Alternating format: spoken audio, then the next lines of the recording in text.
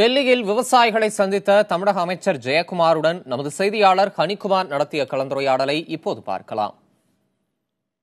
கோரிக்கை நியாயமானது. அதற்கு அம்மாவுடைய அரசு விவசாயிகளோடு துணை நிற்கின்றது. விவசாயிகளுக்கு ஆதரவு அளிக்கும்.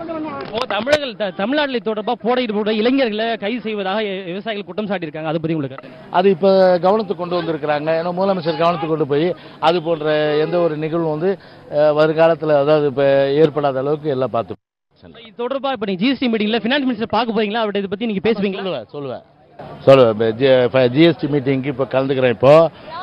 கலந்துக்கிட்டு நம்ம விவசாயிகளுடைய பிரச்சனை எல்லாம் எடுத்துப்பா. விவசாயிகள் பிரச்சனை அவருக்கு கொடுப்பாரு. விவசாயிகள் பிரச்சனை மற்றும் பல்வேறு பிரச்சனைகள் மாநிலத்தில் மத்திய வரி வருவாயிலிருந்து அப்புறம் என்னென்ன பேலன்ஸ் இருக்குது அதெல்லாம் மொத்தம் கன்சால்டேட் பண்ணி மாண்புமிகு முதலமைச்சர் அவர்கள் எழுதிய கடிதத்தை அவர்கிட்ட நான் நேரடியாக கொடுக்குறேன்.